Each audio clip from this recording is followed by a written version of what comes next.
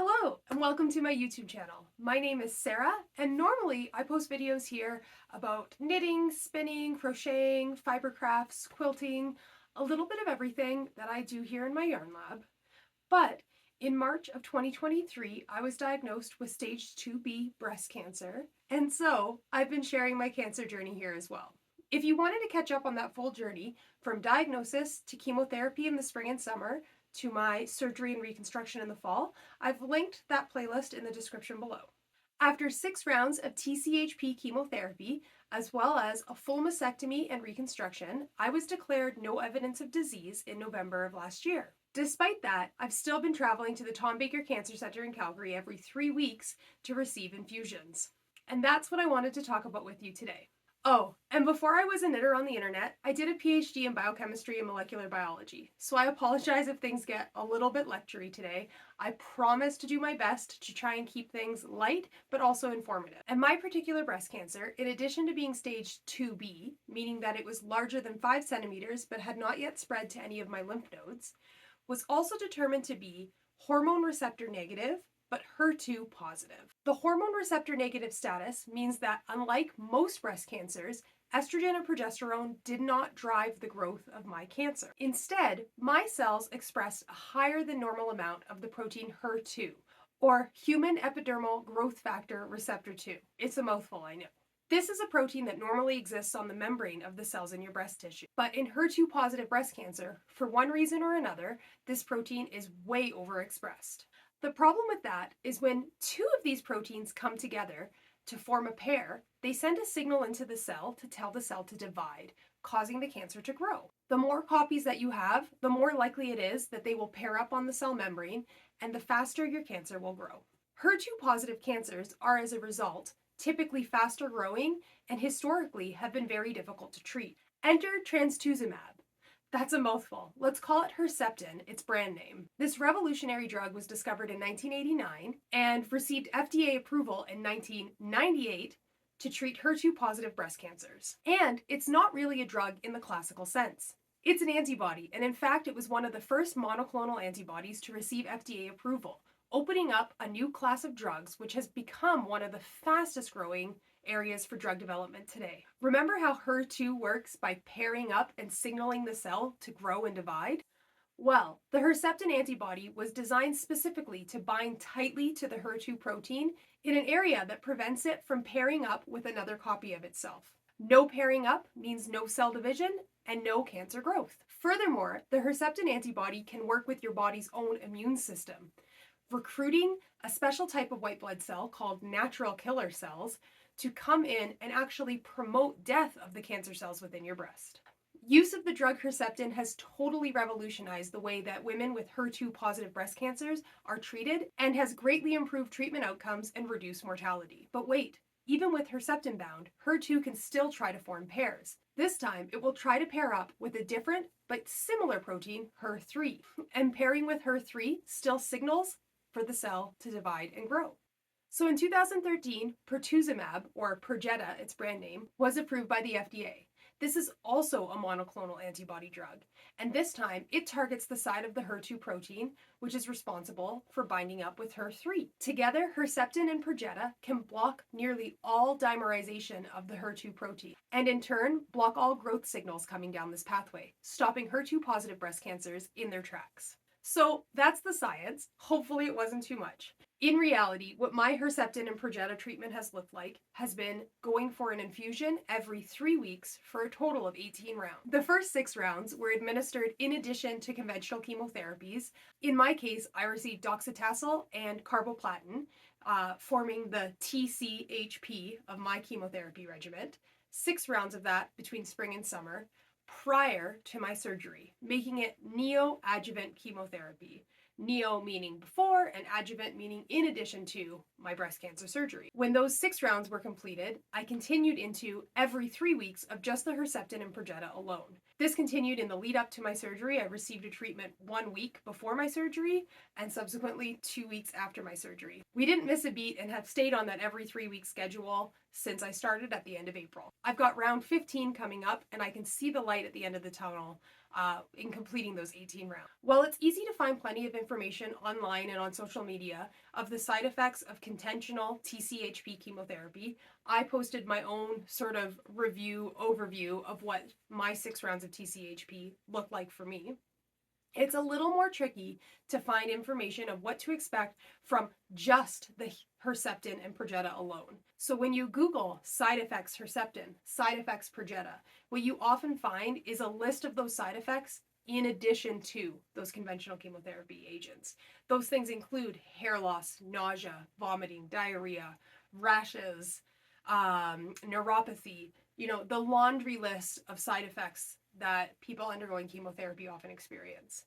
And that was certainly true for me during the summer. But as I came off of the conventional chemotherapy and came into what I like to call my maintenance chemotherapy phase, just the Herceptin and the Perjeta, clearly a number of those side effects subsided for me. For instance, you can see my hair is growing back just fine. So what side effects have I been experiencing or might I expect to experience in this period of just Herceptin and Perjeta treatment? Well, a major risk factor of treatment with Herceptin is the potential for cardiac failure. I know that seems very scary, but this isn't a sudden event cardiac failure. This is a progressive developing issue. And luckily, if you stop your Herceptin treatment, the issue will resolve itself over time. So as a result, prior to starting my treatment, I went for a baseline echocardiogram. That's just a non-invasive ultrasound of your heart to determine baseline function. And in fact, if you are already developing heart failure or at risk of heart failure, determined at that initial baseline, they might choose not to give you Herceptin at all. Once my baseline was established to be fine, every 3 months during treatment, I go for what's called a MUGA scan. Now this is a minimally invasive, they just have to give you 2 small injections of a radioactive isotope that binds up to your red blood cells in your blood and allows for very clear imaging of cardiac output. So they can watch for any signs that there might be a reduction in heart function associated with the Herceptin treatment. The imaging takes just about half an hour, and it's in the same device that's used in bone scans, so it can be a little claustrophobic, but apart from the 2 injections and a little bit of discomfort of needing to have your arms behind your head as you lie in this machine for about half an hour, it's really not invasive. Luckily for me, so far there's been no indication of any effect on my heart, and so I'm able to continue my Herceptin treatment. Hopefully that doesn't change and I can finish out my full course. And with Perjeta, well, my oncologist has warned me more than once that the biggest complaint with Perjeta seems to be persistent diarrhea. So what symptoms have I experienced so far? Well, because I didn't have a recovery period from my 6 rounds of TCHP chemo before continuing into the just H&P Herceptin Perjeta portion of my chemotherapy, at first I was just so happy to feel so much better than I did over the summer. When I went for that first infusion of Herceptin and Perjeta, just not having the brain fog, not having the extreme dehydration that often followed, not having the horrific GI symptoms that even landed me in the hospital during the summer, I was on cloud 9. So the first couple rounds, it was more just getting used to the absence of the really extreme symptoms, that you didn't focus on what lingering symptoms or what symptoms might be a result of just the Herceptin and Perjeta. And as we move further into the fall, I had anxiety leading up to my surgery and then recovery from it. So again, things were sort of going on that prevented me from being overly focused on the effects of the Herceptin and Perjeta alone. But now we're here in February, I'm fully recovered from surgery, and the TCHP chemotherapy is a distant memory. I'm really able to sort of say what I think are my long-term effects of the Herceptin and Perjeta treatment. And I can tell you right now, I am more than ready to put this whole period of my life and both of these drugs behind me. First off, one of the most frustrating things is that although these are relatively innocuous drugs, they are still considered chemotherapy agents, and I still have to drive down to the Tom Baker Cancer Center in Calgary to receive infusions. For me, that's an hour drive each way, and then about 2 hours at the hospital as they access my port. Each drug takes about 30 minutes to infuse, followed by a flush with saline, and the protocol of having, 2 nurses come and double check everything before they can start any drug. Overall, the whole thing takes about 2 hours, plus 2 hours of driving. It really eats up a whole day every 3 weeks. And I know I'm lucky. Some cancer patients are going for more frequent treatments for much longer periods than just a year. But I'm kind of at that place in my experience where I can see the light at the end of the tunnel, but it's just not coming fast enough. I'm ready to stop having this, every 3 weeks sort of disruption to what we've got going on in our lives to have to go for treatment. Initially, when I was on just the Herceptin and Perjeta, I used to feel like I got a little bit exhausted after treatment. I would come home and quite often nap for most of the rest of the day. I don't know if that was lingering effects of the early chemotherapy or if it was just, these antibodies come in and your body will have a big sort of immune response to the presence of all these extra antibodies.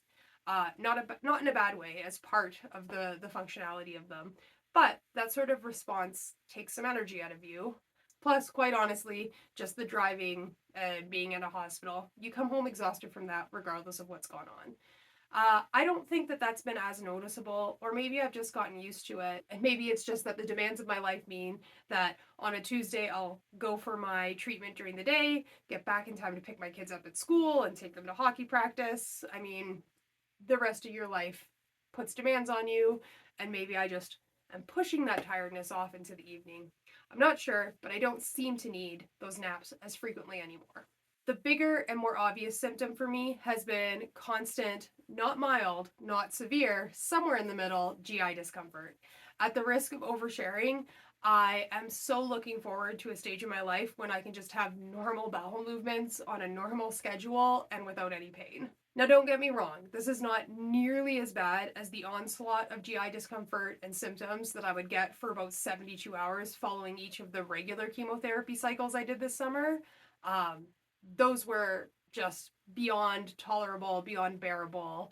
I mean, outside of the context of knowing that they were a result of chemotherapy, if you had symptoms like that in your regular day-to-day life, you would be straight to emerge. This is not that, but it is persistent. It is enough to, in some ways, impact my day-to-day life, and it's just not pleasant at all. I would say that on 1 out of every 3 days, I have cramping, urgency, multiple emergency trips to the bathroom, usually to have, it has the urgency of diarrhea, but not the volume. Oversharing, but I mean, you're here in a cancer symptoms video. I guess you're here for that information. As well as I would say that there's probably a lot of my gastrointestinal mucosa that is shedding, because that's very evident. Overall, I have described it to people as I imagine that this might be similar to what people who are experiencing a Crohn's or colitis flare-up might experience. Take that as just a perspective. I don't have Crohn's or colitis, but from the way I've had it described to me and the way that I've learned about it in school, this seems like it might definitely be similar to a colitis flare-up. I mean, certainly Herceptin and Perjeta target that HER2 protein, and that HER2 protein is found in the cells of your GI tract.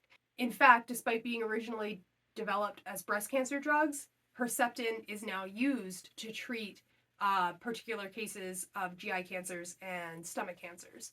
So we know that these drugs definitely target the cells of your GI and your stomach, and their function in targeting those cells is to kill them. They're antibodies, they're going to bring in inflammatory agents. The overall is that it seems to me like there is definitely a connection between being on these drugs and a gastrointestinal inflammation, and as a result, I have pretty persistent gastrointestinal symptoms. These things have all been confirmed by my late night trips through PubMed, looking for case studies and published reports of the known gastrointestinal side effects of Herceptin and Perjeta. So that's a bit of an overshare. It always feels so uncomfortable talking about GI distress to the internet. I want to take a second, I haven't addressed it before, to throw a shout out to Grace Helbig, who is a spectacular, longtime YouTube extravaganza, amazing person. I've been following her since she was doing videos on a stack with her camera rested on a stack of books in her old New York apartment on her old channel with her old contract. So I've been following her for ages. She's also unfortunately going through her own breast cancer journey right now, and she shares her symptoms candidly and hilariously with the YouTube community here. I wish I could be half the comedian that she is, but it makes you feel seen, and it makes it okay to normalize the sharing of these types of things, because media portrayal of cancer and chemotherapy is very like, oh, I threw up lots, and the character goes for a treatment of chemotherapy, cut to a scene of them running to the bathroom to throw up, and there you go. That's what it looks like. But no one ever wants to talk about the lower GI tract symptoms, and they are definitely the more persistent and the more significant ones, in my opinion. Anyways, but that's really sort of the only symptom that I can definitively say has been a result of the Herceptin and Perjeta treatment. But I say that with a big asterisk, because conventional chemotherapy this summer was so dramatic. Some of the symptoms and side effects of conventional chemotherapy can stay with you throughout life. I'm still experiencing some neuropathy. I'm still experiencing joint and bone pain. I'm still experiencing, just strange aches and pains. The hot flashes have alleviated, but not completely. I don't know what the status is with my period or my sex hormones. So I've got some of those things potentially carried over from this summer. There's no way to know how many of those symptoms are being potentiated or being caused by the Herceptin and Perjeta, as well as any new weird ache or pain or issue that crops up. I talked to my doctors and my oncologists about it, and really there's just no way to know what's going on for sure with your body, if it is a immediate cause of the Herceptin Perjeta treatment and will improve once I complete treatment, or if it is a hangover from chemotherapy this summer and is something that may improve over time or may not, or if it is something new that has cropped up because you're 35 and your body just isn't going to behave the way that it did when you were 25.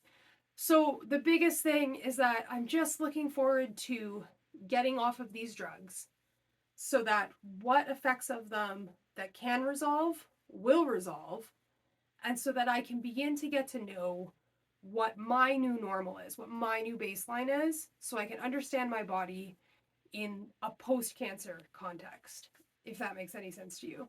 How much of the GI symptoms that I have are a direct result of being on the Herceptin Perjeta now, versus how much of it is damage from the chemotherapy during the summer that I may have to adjust diet or lifestyle to, bear and live with forever.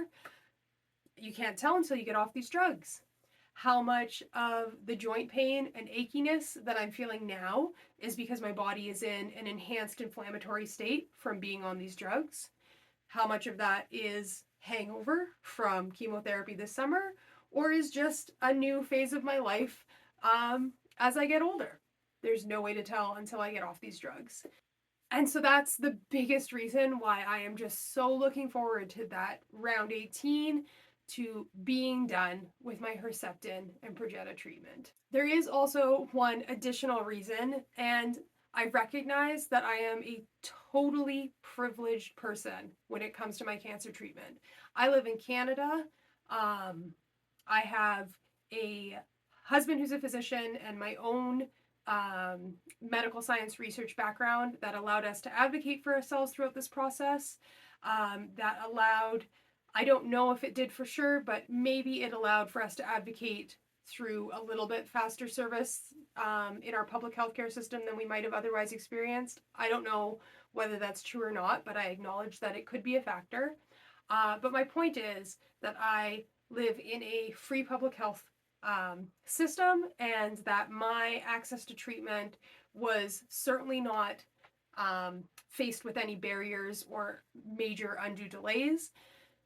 And yet, Canada's healthcare system is not 100% free. And so the Perjeta that I've been receiving every 3 weeks for the last, 15, 14 rounds, we've been paying for out of pocket. Although this drug is FDA approved, it's safe. Although it is known to nearly double the rate of what is a pathologically complete response, so that when they go in for mastectomy and they take out tissue, it doubles the chances that they will go in for that mastectomy and not find any remaining cancer after your chemotherapy treatment, compared to conventional chemotherapy and Herceptin alone. Although it does convey a small but significant increase in long-term outcomes, good outcomes, so a significant increase in reduction in mortality. Here in Canada, the recommendation was actually that it's not reasonable to cover the cost of it, because despite, the significant doubling nearly of increased rate of pathologically complete response to chemotherapy, Perjeta's long-term effects are either not quite studied enough yet. Well, it's a new drug and we're talking about 10, 15, 20-year survival rates on a drug that's only been available for 10 years. So either not enough research has been conducted yet, or that increase in rates, and don't quote me exactly, this is, flashback to when I was researching this when we were making our decision in the spring, but I saw something like a 3 to 5% decrease in mortality compared to treatment with Herceptin alone.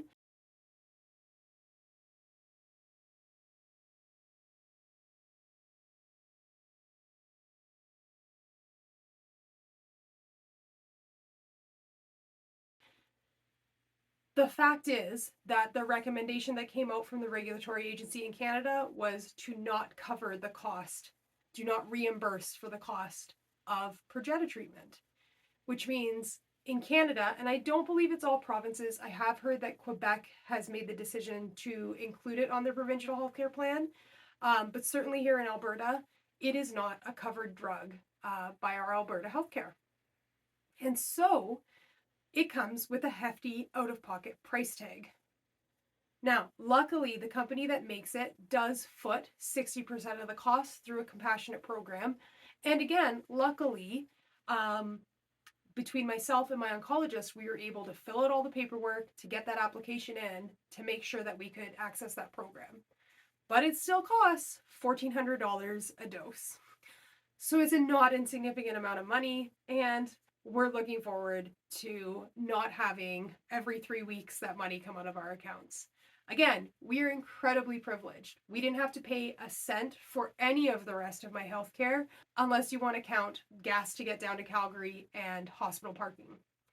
We're also very lucky in that our family can financially accommodate the cost of this additional treatment. But I do want to highlight that this is an example where in Canada you end up with two-tiered standard of care for patients, because not everybody, even at the reduced cost through the compassionate program from the company that produces Perjeta, not every patient with HER2+ breast cancer is going to be able to have the same standard of treatment, purely for financial reasons. I believe that in the States, many but not all drug plans will cover Perjeta. And interestingly, in the UK, I know that initially they made the decision not to cover it, and then subsequently they corrected that decision and decided to cover the drug. You can go ahead and find all of this information readily available on Google. I believe that the UK's choice is right on the Wikipedia page for Perjeta. My point is, it's been a lot of money to spend on a very worthwhile cause. We could financially do it. And for us, it was a no-brainer to spend the money, because although it might only be a 3 to 5% reduced risk of recurrence and mortality, I mean, I certainly wouldn't want to find myself in a situation 5 or 10 years down the road of having my breast cancer return, which is still possible. But if it does return, I wouldn't want to have the regret for our family of not accessing this additional level of care and treatment. So that's the end of this video. I hope that there was some information here that was useful to you if you or a loved one is currently looking at a HER2 positive cancer diagnosis. Thanks for sticking with me through to the end. We're coming up on 1 year since the day that I found out that I had breast cancer, so I think I might probably the next breast cancer journey video will come sometime in March at that anniversary. Until then, you can expect a lot of really fun and good knitting, quilting, sewing, felting, spinning projects here on my YouTube channel, in my yarn lab. That's all I've got for today. Bye for now. But I say that with a big asterisk. Asterisk? Ugh. I say that with a big asterisk. I say that with a big asterisk.